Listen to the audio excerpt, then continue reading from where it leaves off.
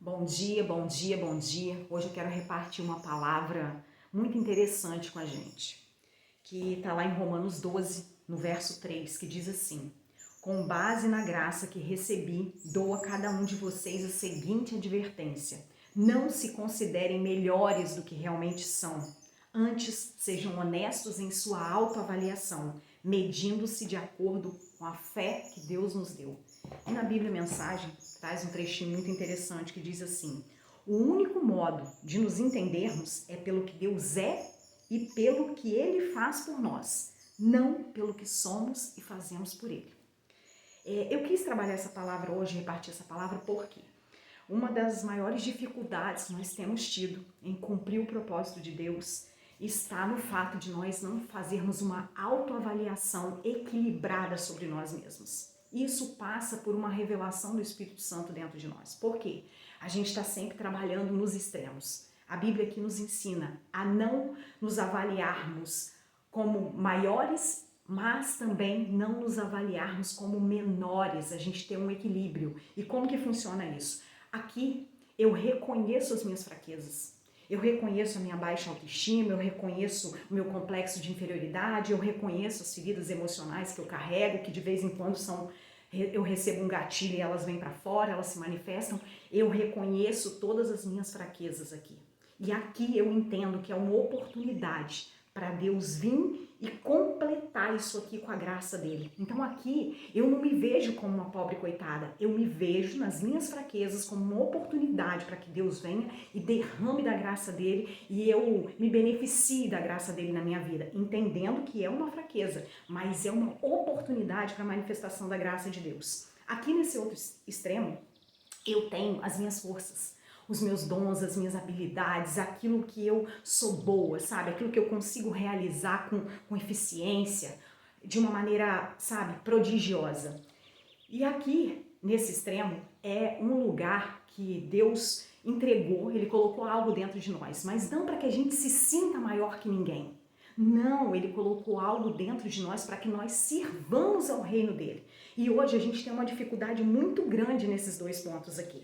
Ou eu me sinto uma pobre coitada, eu não me enxergo da maneira como eu preciso me enxergar, ou aqui eu me sou arrogante, eu me sinto prepotente, autossuficiente, achando que eu sou a última Coca-Cola do deserto. E como que Deus traz esse equilíbrio para nós? Para que nós nos vejamos segundo a identidade que Ele plantou dentro de nós. Eu nem me veja menor e eu nem me veja maior. Ele traz um equilíbrio aqui no meio. E esse equilíbrio passa pela medida de fé que Deus deu a cada um. Imagina essa analogia bem rápida de um jardim. Existe aquela planta que ela aparece, ela floresce, ela se desenvolve lá. E existe aquela plantinha que está lá no cantinho. Ela não se sente merecedora do sol, ela não acha que ela é capaz de florescer, ela é cheia de complexos, sabe? Deus não quer que eu seja essa plantinha que tem vergonha, ela se esconde, ela tem vergonha de ocupar o espaço dela no mundo. E Deus também não quer que eu seja uma planta aqui que eu acho que eu sou mais linda do jardim. Deus deseja um equilíbrio nisso daqui. O reconhecimento das minhas fraquezas como uma grande oportunidade para Deus manifestar a graça dele. Eu reconheço as minhas fraquezas, eu sei que existem áreas da minha vida nas quais eu sou frágil, necessitada da graça de Deus. Mas aqui do outro lado, eu também sei que eu tenho dons e talentos para servir ao reino. E o que acontece?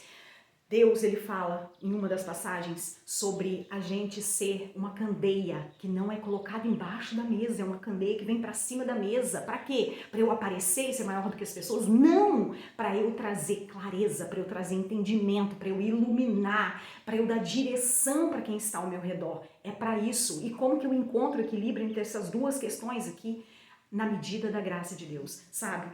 A parábola dos talentos é uma parábola que eu tive probleminha com ela durante um longo tempo, porque quando falava ela sobre a capacidade de cada um, que Deus deu os talentos segundo a capacidade de cada um, eu ficava pensando, mas Deus, existe meritocracia no seu reino? Mas veja bem, quando Deus fala sobre a capacidade de cada um, Ele não está falando da capacidade da pessoa pegar aquilo e fazer algo. Ele está falando sobre a capacidade da pessoa acreditar. Ele está falando sobre a medida de fé daquela pessoa. Porque ele deu um talento para um. E essa pessoa, a medida de fé dela foi tão pequena que ela não acreditou que ela podia pegar aquele e transformar em algo. Quantas de nós não somos assim? A gente tem talentos enterrados aqui dentro, a gente olha para nós e a gente não consegue ter uma medida de fé para acreditar nisso. A gente não consegue. Quando ele fala que ele deu 2 talentos para o outro, aquele ali já tinha uma medida de fé um pouquinho maior, ele multiplicou aquilo para 4. E o que ele deu 5 talentos, esse multiplicou em 10, ou seja, a medida de fé dessa pessoa era maior. E Deus deu uma medida de fé para cada um de nós. Ele deu uma medida de fé para você trabalhar o seu 1 talento e multiplicar, porque Deus vai dar a medida da nossa fé. Quanto mais eu acredito, eu me movimento em cima daquele primeiro talentinho, Deus vai me habilitando, Ele vai habilitando novas áreas, novos lugares para eu adentrar segundo a minha medida de fé. Não é porque eu sou boa, porque eu sou capaz, é a minha medida de fé. E hoje eu pergunto para você, como você pode usar os seus talentos a serviço do reino de Deus? Gente, uma das maiores habilidades emocionais que uma pessoa tem hoje para servir as pessoas. Porque a gente se julga muito, sabe como? Pela nossa questão financeira. A gente se vê de uma maneira totalmente errada, sem uma identidade firmada em Deus, naquilo que a gente carrega, muitas vezes nos analisando pela nossa questão financeira. Se a gente não se sente tão abastado financeiramente, a gente já se diminui, a gente é aquela plantinha do jardim que acha que não merece tomar sol, que não merece florescer. Mas todos nós carregamos dons e talentos para servir ao reino, para servir a família de Cristo. E hoje dos maiores recursos emocionais que eu posso ter, que você talvez carregue, é a gente ter uma escuta ativa. Eu posso ajudar as pessoas de diversas maneiras hoje. Se eu não posso ajudar financeiramente, eu posso ajudar espiritualmente, orando, jejuando, intercedendo por essa pessoa, dando conselhos para essa pessoa. E uma das coisas que eu mais vejo que a gente pode ajudar as pessoas é com uma escuta ativa, com uma presença plena. As pessoas hoje, elas estão tão necessitadas de falar que elas têm muita dificuldade de ouvir. Se você é uma pessoa que tem presença plena, que tem escuta ativa, você hoje tem um recurso maravilhoso para sentar e ouvir alguém. As pessoas estão precisando ser ouvidas. E sabe uma coisa, gente, que eu percebo a cada dia? É que muitas vezes a gente está tão preocupado em ser abençoado por Deus que a gente não percebe que a maior bênção é poder ser o abençoador. Isso traz mais sentido, isso traz mais significado, isso traz mais completude para a nossa vida.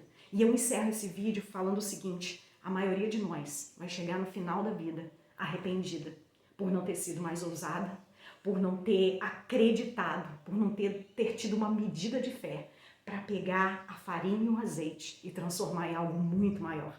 A maioria de nós vai chegar no final da vida frustrada por ter dado ouvidos à multidão, por não ter acreditado naquilo que Deus plantou dentro da gente, por ter sido covarde, por ter feridas emocionais que não foram tratadas, e fugir de se posicionar em certas coisas, porque a maneira com que eu me enxergo define a forma como eu me posiciono no mundo, nem maior e nem menor, mas usando aquilo que Deus colocou de bom em mim para servir a família de Cristo. O tempo está correndo, o tempo está passando, esse minuto que eu estou gravando esse vídeo, ele não vai voltar nunca mais. E que essa seja uma reflexão para você. O que é que você tem, que você pode servir as pessoas? Para de esperar as bênçãos e começa a ser o abençoador. Essa é a maior bênção que a gente pode ter na nossa vida, é nos enxergar da maneira correta e servir as pessoas com aquilo que a gente já tem.